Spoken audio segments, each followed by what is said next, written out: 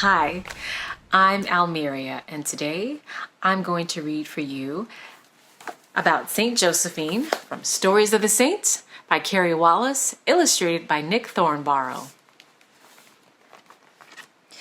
Josephine was the niece of the chief of her tribe in the village of Olgasosa in Sudan. That's how I pronounce it. Because her family was powerful, when she was a little girl, she always had enough of everything and didn't have any idea what it meant to suffer. But when she was just 8 years old, she was kidnapped by slave traders. They forced her to walk more than 600 miles to a slave market where she was sold. Her first master bought her as a gift for his daughter. But one day when she broke a vase, the master's son beat her so badly she couldn't move from her bed for a month. Then, as soon as she was a little better, the family sold her again. She was sold a dozen times in the next dozen years, so often that she forgot her name. One of the men who bought her was a Turkish general. He gave Josephine to his wife and mother-in-law, and Josephine couldn't remember a day when they didn't give her a new wound. Sometimes they cut her skin just to make a scar, and then rubbed salt in the cut to make sure that it would leave a mark. Finally, the Turkish general sold her to an Italian politician in Khartoum.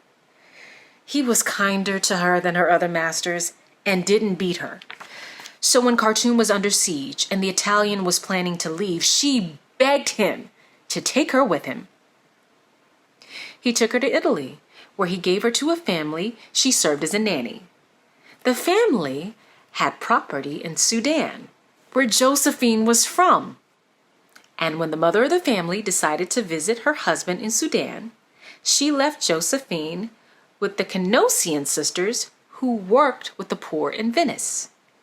Josephine had always felt God near her, no matter where she went, but she had never known much about him. Now the sisters told her about Jesus, and Josephine knew that from now on, all she wanted to do was follow God.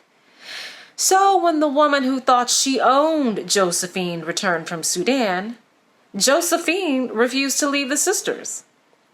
The woman tried to force Josephine to come with her, but the sisters took Josephine's case to the Italian court.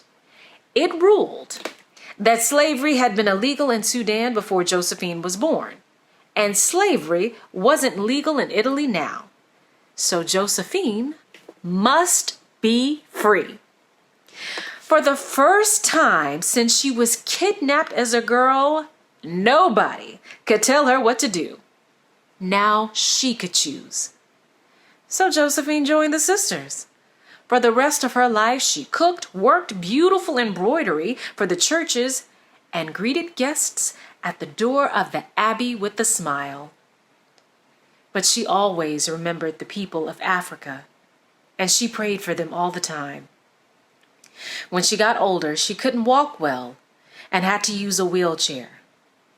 But she never lost her smile. As she was dying, her mind slipped back to her days as in slavery. "The chains are too tight. Please loosen them," she cried. A few minutes later, someone asked her how she was.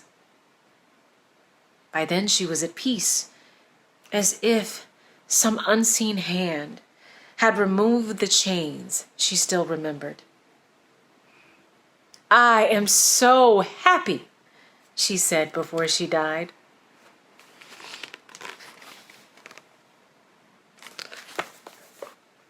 Thanks for listening.